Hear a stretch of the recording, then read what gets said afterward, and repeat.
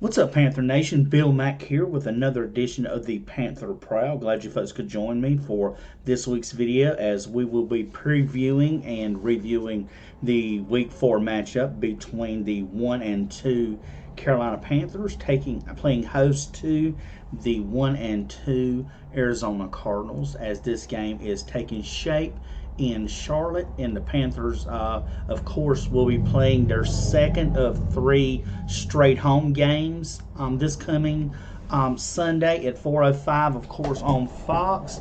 Here are a little bit of tidbits between the teams. Of course, Panthers quarterback Baker Mayfield and Arizona quarterback Kyler Murray both played with each other in Oklahoma back in 2017. And of course, Panthers past defensive game coordinator Steve Wilks, of course, became the head coach of Arizona back in 2018 before he was only given 1 year, which he was let go the following year for Cliff Kingsbury to come in and and he has since been the head coach of the Arizona quarterbacks. Of course, here are some things about the opponents that we know coming in. They are slow to start the games off. They've been, of course, outscored 56-13 in the first halves of the first three games, something that has been pretty much led to their start. And the Panthers will have to try and put as many points on the board if they want to against this. Slow starts can help the Panthers if they can get a quick start, and that's something that we hadn't seen a whole lot of course, scoring wise, out of our Panthers. And the the Cardinals, they're the only team in the NFL that hasn't scored any points in the first quarter, while only converting a league low of only 5 first downs in the first quarter. And of course, they tied the Panthers for the fewest total yards in the first quarter. So as you see, they parallel each other in quite the in the aspect of scoring the fewest yards in the first quarter. So both teams, and we see now the Panthers going into that slow start, if they can just start off on a quick note. And last year they could do that, or it might have been the year before last. I know 1 year they could score off really well in the first. I think it was the year before last. They'd start off well in the first half, and then they would just stink it up in the second. But now, excuse me, coming to these games here, they're basically starting off slow into the games. Now, we see quarterback play. Now, coming in, where the Panthers will be looking to try to go after quarterback Kyler Murray, of course, who so far is 90 of 141 with 784 yards passing with 3 touchdowns and the 1 interception. However, he hasn't gone deep this year too much because they've only had one play of only 30 yards this year. So this will play well into our secondary, who has been playing well so far going into the games. As our secondary, I've been really proud of our secondary pretty much holding down the wide receivers, other than when they let up and when they play more of that zone, which I'm not a fan of.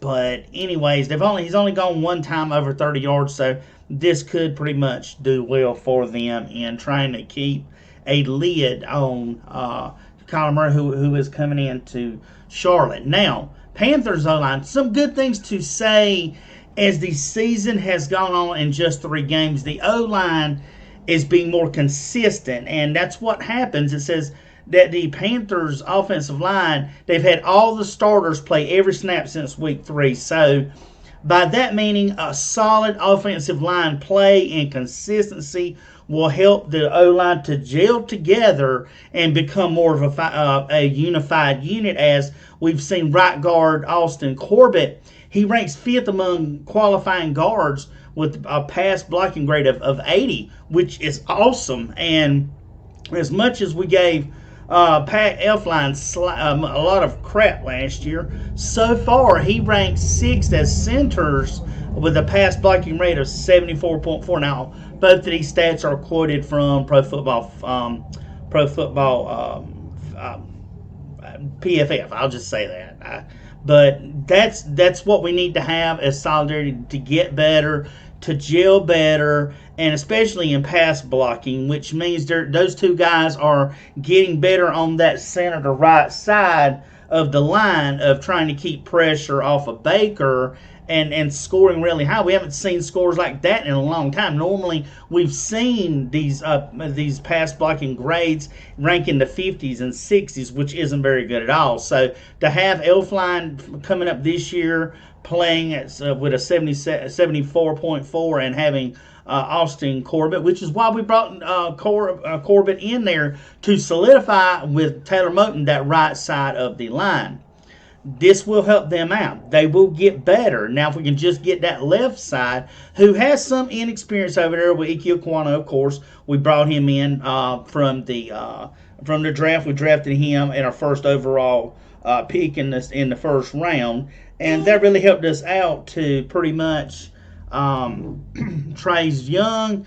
He's had a lot of pressures and things, but sometimes these rookies, you got to throw them for put their feet to the fire, let them learn on the job. And with Brady Christensen over on the left side as well, who is getting in to be a good left guard for them.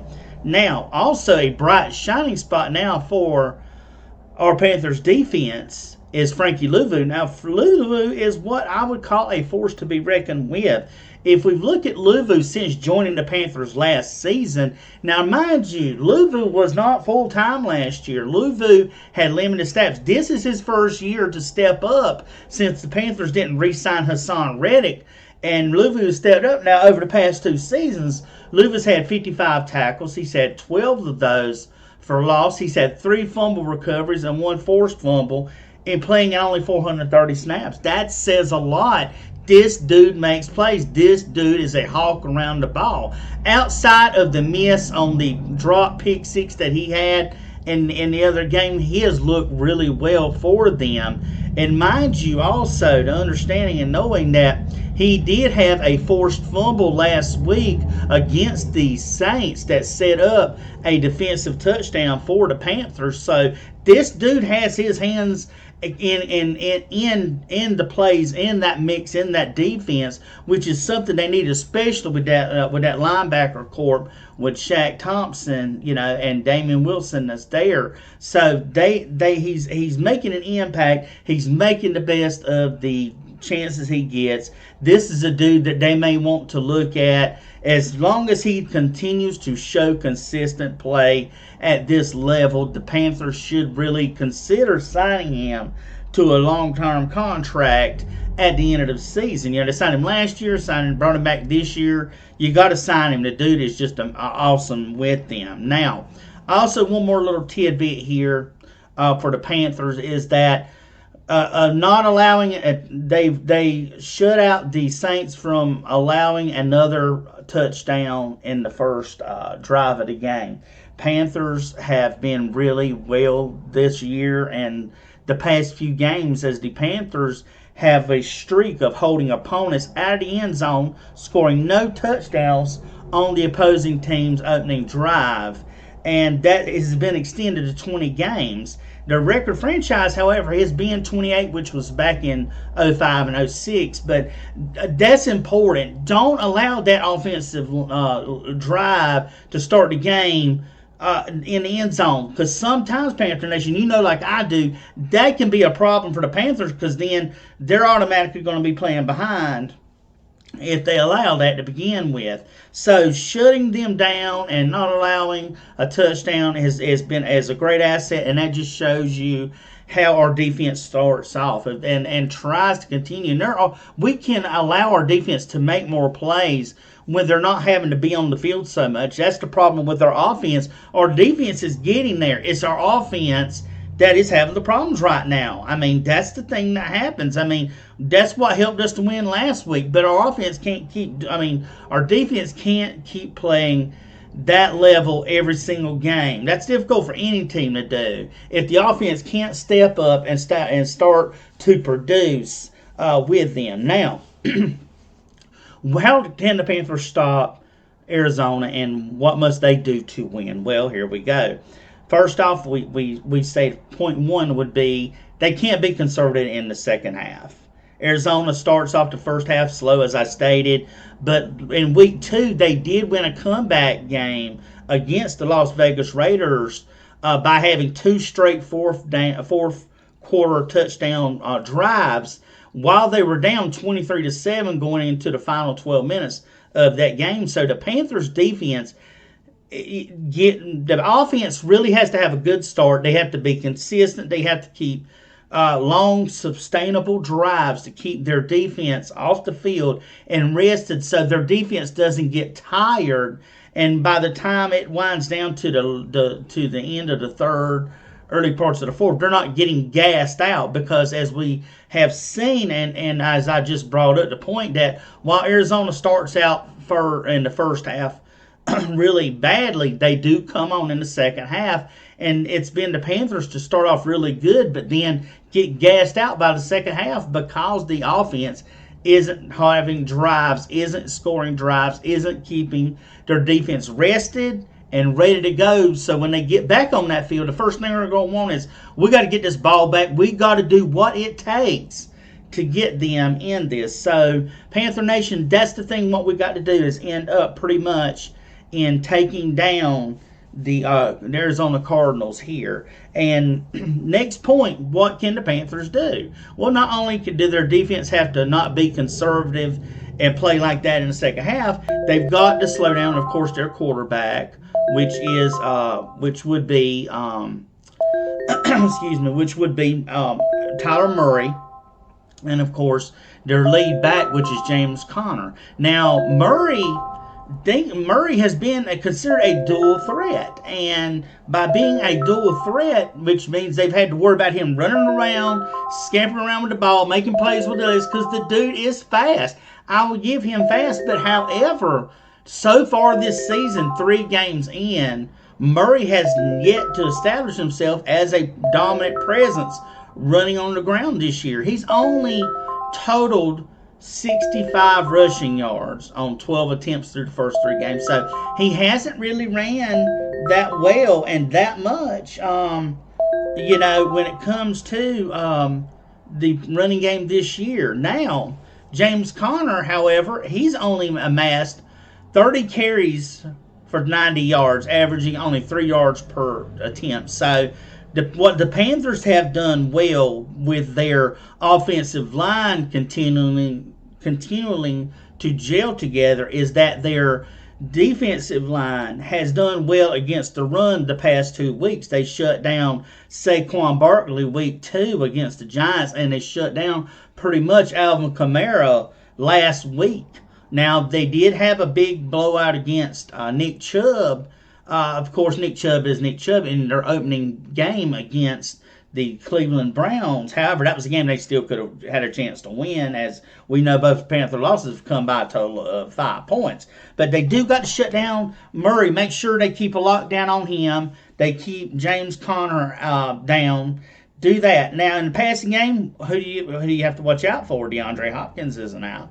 So, but there has been an emergence of Marquise Brown that has came in, and he's been the lead guy for Kyler Murray in the passing game. Now, Marquise Brown has so far amassed 24 receptions for 251 yards for the Cardinals in the 3rd game so far. And this will be a test for the Panthers secondary to try and lock this dude down. They've done a pretty decent job. Like I said, I think the Panthers really struggle in the passing game when they in this zone coverage, because if you've noticed how to adjust to the zone, is all you got to really do is get into the soft part of the zone and just sit there, because that soft part of the zone, no matter where it may be, is always going to get you yards and move you down the field. And how the Panthers defense don't adjust to that is beyond me, and that's on Wilkes to have to do, and Snow to have to figure it out. Is make these adjustments. These guys are going to take what you give them, and if you can't stop them, don't wait until you. That's what playing conservative does. When you allow everything in front of you, that means your defense, when it's pinned back in its red zone, they're able to shut down that team. But we've seen the Panthers at times where they've allowed everything in front. However, that theory hasn't worked, where they've ended up giving out touchdowns to the opponents because they're allowing everything in front of them. They don't pin their ears back and pull their bootstraps tight and and dig into the ground deep and keep those opponents out from touchdowns from the passing. So they have to do that. So now we look at the Panther. We've talked about the Panthers defense. Here's the Cardinals defense and what the Panthers have to do. So coming in this game, the Cardinals defense ranks 23rd in total defense in the first 3 games. They've allowed an average of 383.7 yards per game. However, Arizona's defense is best against the run, holding their first 3 opponents to 308 yards, which that total is 11th in the NFL. So they're almost outside, just outside the top 10 against the run. Now, what are the Panthers trying to do on offense that they never really do is run the ball. Now, C-Mac has been running well. It's still up in the air, and I hadn't gotten to the injuries because I don't know as of yet who's officially out yet. But I know if Christian McCaffrey, it looks like he may or may not play, and if he doesn't play, then you have to rely on Deontay Foreman and Chuba Hubbard to pick up that. And they just signed a dude off the Buffalo Bills practice squad, Rashad, I think Bateman or something. I'm sorry if I don't get his name right, but they signed him off the practice squad. Christian has been out a lot this past week in practice, so it still might remain a game time decision whether he plays or not. But their defense is really good against the run. They're just outside the top 10 and holding their opponents to in rushing to only 308 rushing yards. Now they do tie Carolina, of course, in takeaways with just 3. But they allow their opponents a total so far through 3 games 843 passing yards, which is 29th in the NFL, and they stand at 31st in the league in allowing 87 points on that. So their defense gives up a lot of points. This is where this should be that shining moment for Baker. Baker really has to step up. If you ask me keys to them just straight out without even taking any notes, is that Baker needs to play better. I mean, Baker is making some weird decisions. Robbie not getting the ball much, DJ not getting the ball, and it seems like Rule is going to these conferences kind of like trying to throw the wide receivers under the bus, which he does a good job of. But you know what? That's okay. This game here will tell. If the Panthers can win, this will pull the Panthers at even 500 at 2-2. However, the Panthers somehow end up losing this game, Rule's seat gets just a little bit hotter and a little bit hotter. But I do have confidence in my Panthers. I'm going to give a prediction that the Panthers will win. I'm going to say 24-10. I'm going to do 24-10 is what I'm going to use. So that'll be my pregame. So I will be back with you with the second part of my video, which will be the aftermath of the Panthers game. It will be, of course, like I said, against the Arizona Cardinals. And once that game is over with, I will hopefully get a video or finishing up the video and getting out to you, Panther Nation, as much as possible. So we're on pause right now until the aftermath of the game. This is Bill Mack. I will be back to you in just a second. So please hold on. And welcome back to the second half of the review part of the Carolina Panthers Week 4 matchup. They are playing host to the Arizona Cardinals. Both teams, as I had stated in the preview of this matchup, both teams 1-2. Now this is the after show. This is the review of the matchup. And for anybody that watched this crap in the second half, of course, anybody knows anything knows what the end up score is. Of course, did the Panthers win? Gee, oh gee, that makes me wonder. So let's look at the score here. Oh, looks like the Arizona Cardinals won 26-16. And you wonder, Bill, how did that happen? How did the Cardinals end up upending the Panthers while the Panthers are at home? This is also not just any home game. This was the keep pounding game. The Panthers held this special on-field of appreciation for former Carolina Panthers player Sam Mills, who passed away from cancer a few years back, was elected this year in the Hall of Fame class. Now, you figure keep pounding is the mantra the Panthers use. You know, it was his fight to say, I'm going to keep fighting on. I'm going to keep pressing on. I'm not going to let this stuff stop me. So you would think there'd be a little added incentive to this game today that the Panthers were playing. You would think that maybe Baker could sort of throw this offense together and actually have another week of being together under his belt for them to take out the lonely Arizona Cardinals, who the Panthers have seemed to own the last 2 to 3 seasons that they have played them. Well, Panther Nation, I hate to let you down, but of course, by the score, you can see that that did not happen. Anything that could have gone on, could have happened. It was like a tale of two halves. You had the defensive juggernauts of both teams pretty much dictating the first half, and then when the second half just hit, I mean, it literally hit. You had nothing going right. Baker couldn't get the ball to anybody. Again, they started knocking the balls down. He was throwing up, batting them down. Everybody in the league knows to do that to Baker now. And beyond me, missing passes, throwing in amongst 5 or 6 opponents trying to squeeze it in, getting every pass just about he threw to Christian McCaffrey. So when you see his stats, just know all of his stuff basically just about came from Christian McCaffrey. This was a terrible game. They made the Cardinals look like a playoff contender by the shoddy defense at the end they played, by Baker's shoddy offense, and the Panthers not being able to get things done. So we're going to look here at the stats and back it up. Like I said, it's just such a headache to watch this game, to watch this team not being able to pull it together, to see the players, the fans themselves booing Baker continuously, up to the point to where you just want PJ to come in.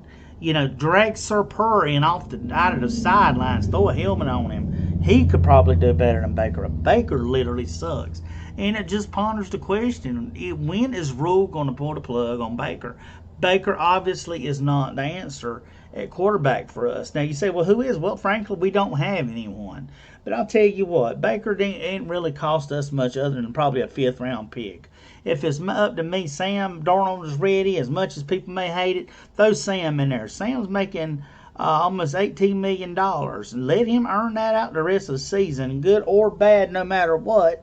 We're still destined to get a top 10 pick in next season, in this coming off season's draft, which is something positive to look forward to, since we don't have anything apparently to look forward to. This Baker gave the fans absolutely nothing for them to cheer about. I mean, they were booing him. You could hear it, and Rule, his idiotic self, was just going on and letting Baker go back out there.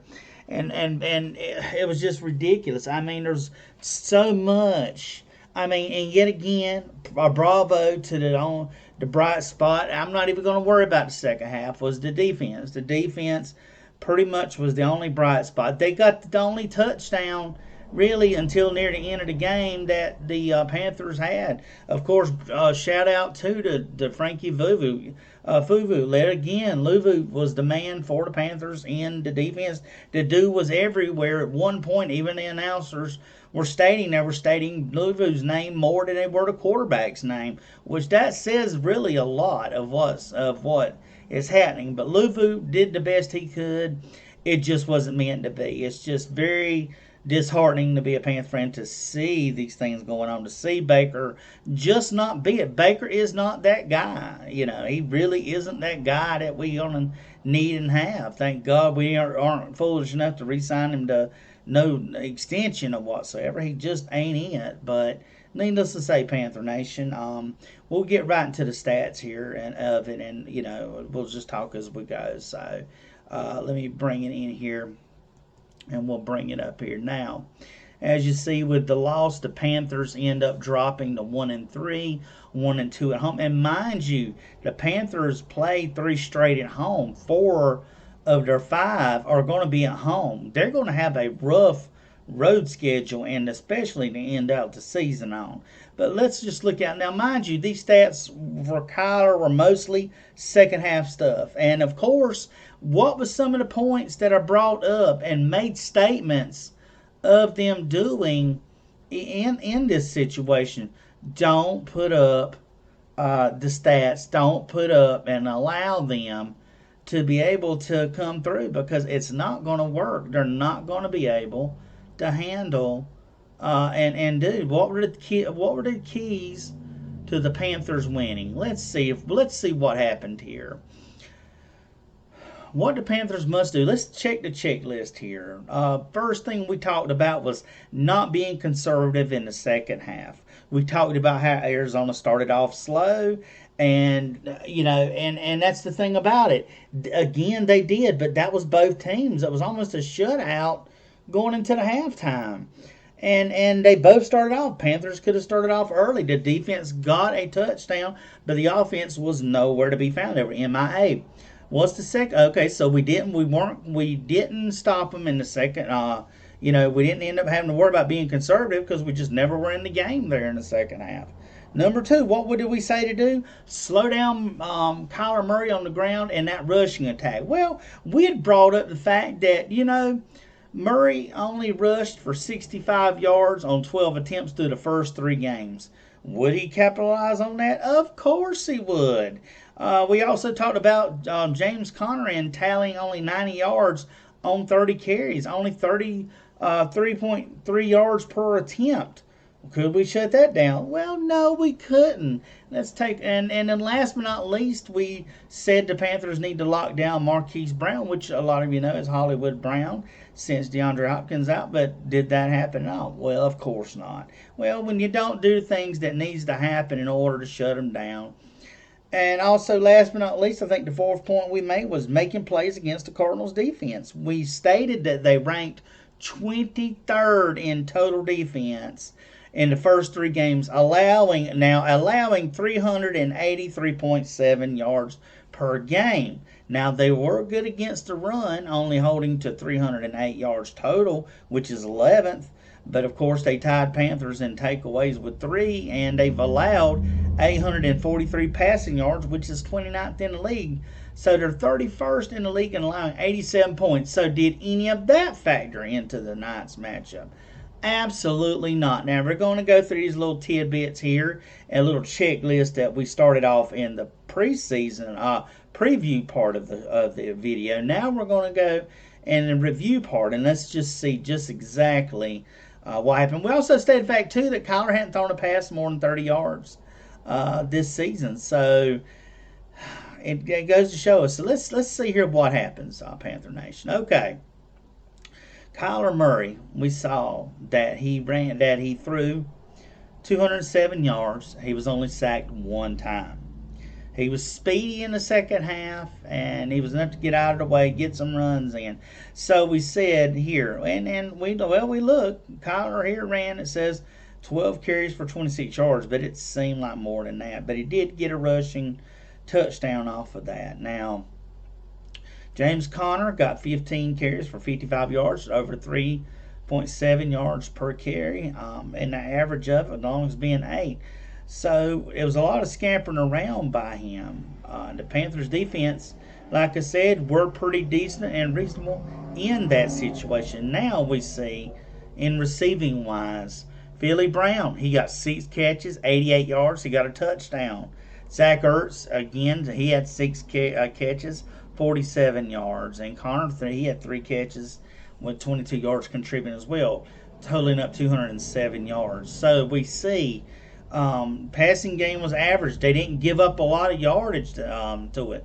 But that's the thing is the Panthers, while they did their job, offense just didn't work. So the Panthers defense against that offense, Louisville, of course, again leading the way, 11 total tackles with 6 solo, a tackle for loss, and a pass defense, and got a pick 6 in the first to get the Panthers their first score of the game.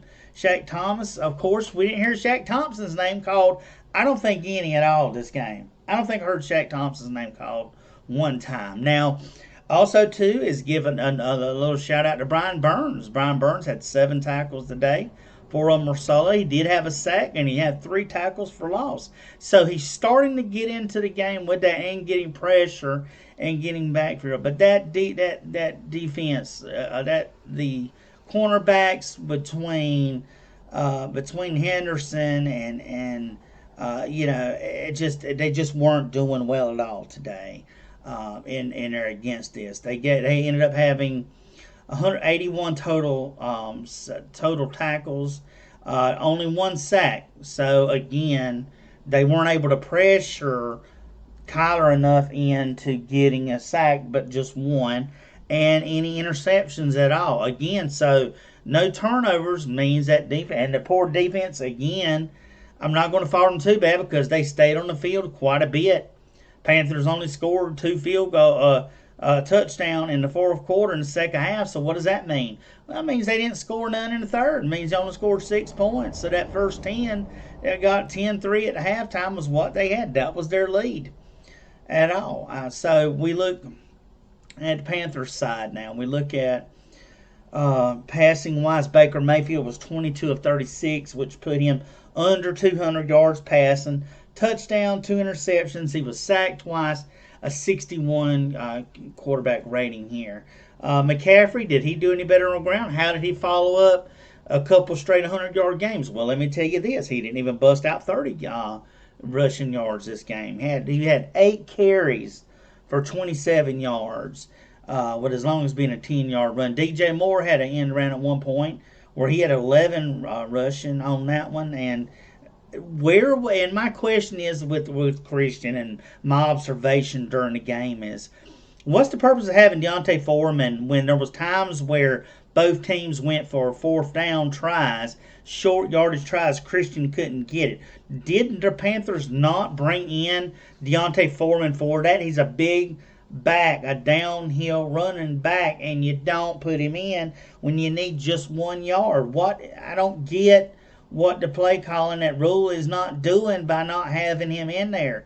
And Laviska Shenault, he was in there too, but what can you do? You can't get the ball when he's either overthrown, underthrown, intercepted, batted down. Everything that could go wrong in this game did go wrong for them. Defense, like I said, did the best they could to play. Not going to have too much fault at all with the defense because you only can do with what you got and what you deal with. Receiving wise, of course, McCaffrey is never a good mixture when he gets 9 catches for 81 yards, which was the touchdown in the fourth quarter to bring the Panthers within 10 points.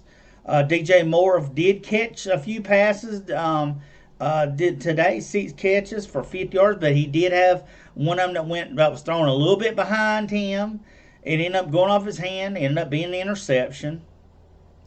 So Tommy Trumbull caught a couple passes. We had a Robbie Anderson sighting, 3 catches for 26 yards for him. So as you see, Baker was not getting the ball to where he needed to get it at. The team just stunk. They played horrible. Baker was just horrible. We look at the fumbles here. Baker had a fumble, which he lost it. And then Shi Smith fumbled one. We had Chuba Hubbard on 2 back-to-back kickoff returns, which is why do you have him there? He lost 2. He recovered 2 of them. And Shi Smith on his first return almost lost it. So you see what's going on here is they're not able to do anything. They're not able to receive the ball, they're not able to pass the ball, not able to run the ball. So when you have all kinds of facets on this, you see what happens. Now let's turn our attention from the Panthers offense to that Arizona Cardinals defense. Now I will say a tidbit. We did get hurt. We had Jeremy Chin go out in the first half after getting hurt with a hamstring issue. He never returned to the game. One of our bright spots, speedy players on defense, didn't return to the game. So I don't know what's going on with that, how long the injury will be. Hopefully I'll be able to keep you updated on through the week if I find out anything. But let's see what happened here. Xavier Collins, of course, led Arizona's defense. 8 tackles with 6 solo tackles. Zach Allen had 6 tackles, 3 solo. He had a sack, a tackle for loss, 3 pass defense, and 2 quarterback hits. Dennis Gardeck, 5 total tackles, all 5 solo. He had a sack, a tackle for loss, a pass defense, and he had 1 QB hit. And then we end up having Going down the line, J.J. Watt was on limited snaps today. Didn't have much going on for him. Only 3 tackles with one being a solo. He did have 2 pass defense, and that's just tipping the ball. All these pass defenses, 3, 4, 5, 6, 7, 8 pass defenses, and they weren't all just on wide receivers. They were just by them getting the hands up and knocking the ball down because Baker has got happy feet. He can't keep his feet planted, and they're timing this stuff now. So all they know they got to do is throw their hand up, and one of them become an interception for Baker because it kept happening over. He got frustrated, but it's on him to do it. It's on McAfee, the McAdoo to try to find a way to whether slide coverage, whether it's to change protections, whatever, get Baker out the box, get him to adjust, because there's shorter quarterbacks that were able to make passes. We look at Kyler Murray. Kyler Murray's shorter than him. Kyler Murray made plays. You got to do something. The offensive coordinator is failing the quarterback just as bad as the quarterback's failing himself. So we ended up with the defense with Arizona here having 54 total tackles with 32 for tackles for loss, and we had 2 sacks here and we also had 8 passes defense with 3 quarterback hits on Baker. So our kicking game, like I said, of course. And I don't want to jump too on our special teams. Luvu did have the interception, returning it for 33 yards. Did get a pick 6 on that, so congrats. That was awesome for him. Yay! Dennis Gardeck got one for Arizona, which was a 24-yarder, but didn't score off of it, and so did Jalen Thompson, which I believe Gardeck's was that tip, of course. Not to be shocked. The other one, I think, was off of when DJ Moore had to reach back and the ball went off his hand.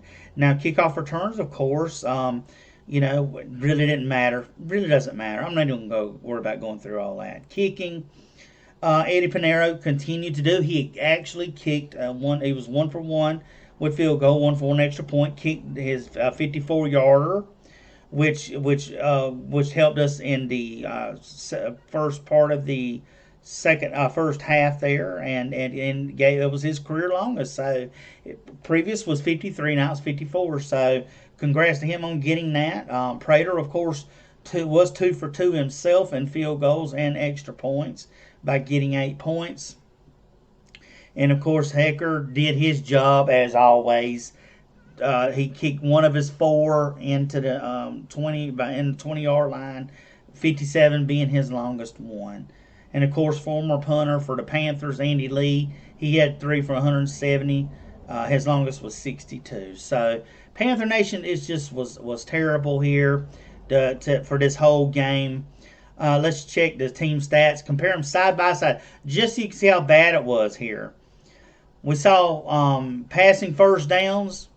The Panthers ended up having 8 compared to 10 by the Cardinals. Of course, 3 rushing first downs compared to 8. The third down deficiency, great. Once again, how are the Panthers doing on third downs? Well, 2 for 10 says a lot.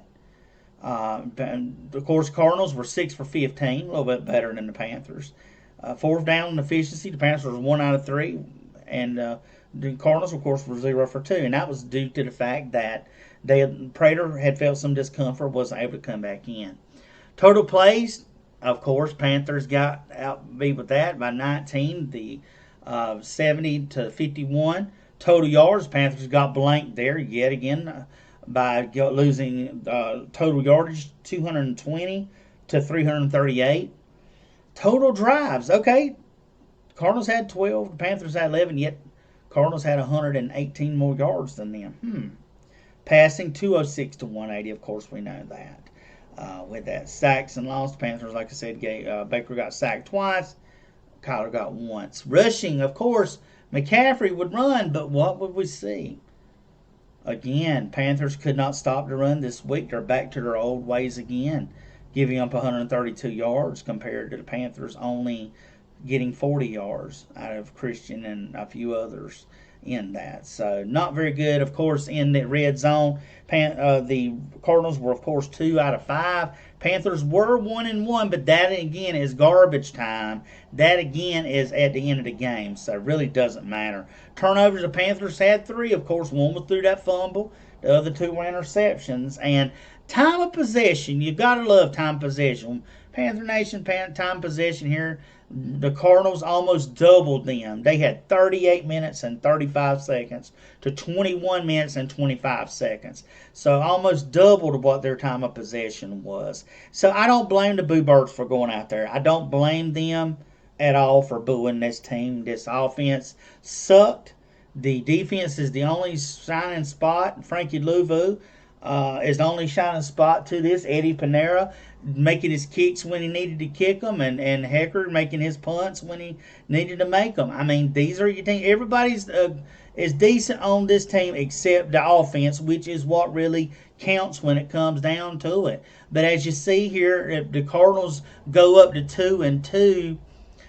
Panthers, of course, are, like I said, dropped to 1-3. They're 1-2 overall at home. They've got one more home game right now, right coming up. So it's not looking good. It's not, Panther Nation. It's time to just be really frustrated about it. We'll see. Like I said, Baker wasn't no help. Baker threw under 200 yards yet again. Don't think he's even threw much over 200. If he has, is surprising to me. And McCaffrey being 9 catches for 81 yards, that's a scary thing when your wide running back has more receptions and yards than your own wide receivers. Why is that? Well, because Baker was constantly throwing to Christian. He wasn't getting the ball down to the wide receivers. So all he was doing is kept passing the ball to McCaffrey. And what we said, that formula of having McCaffrey catching almost 10 times on receiving and getting that kind of yardage spells bad for the team. That means DJ wasn't able to do that. Chenault was not heard from.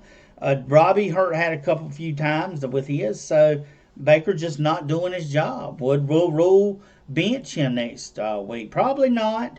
But I mean, it's really sad. So Panther Nation just terrible all around. So I'm closing out the video. Very disheartened with this week as our Panthers, yet fall. As we stated here, they fell 26-16 to the Arizona Cardinals. Their second game home in a row.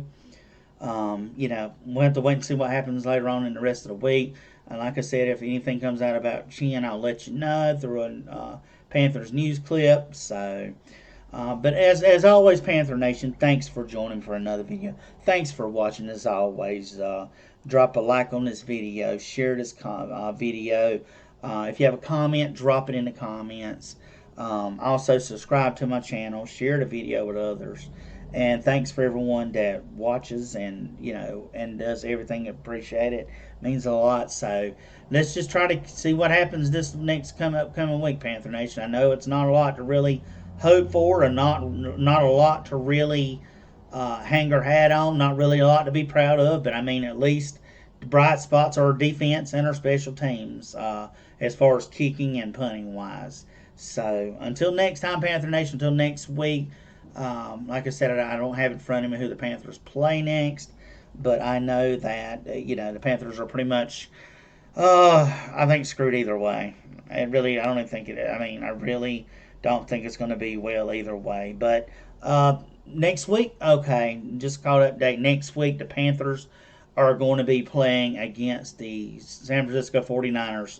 This will be another back-to-back late game. The Panthers have 3 straight late games. This one here, the one against the Rams, and the one against next week against the San Francisco 49ers, which will be on CBS. So, can't wait to see what we do next week. See how bad we screwed up next week, and if Baker's still quarterback next week. So, a lot to go on, Panther Nation. Thanks once again. This is Bill Mack. Follow me on my social medias, which are above in the little pin above my logo there. So, until next week. This is Bill Mack with another edition of the Panther Prowl, saying keep pounding.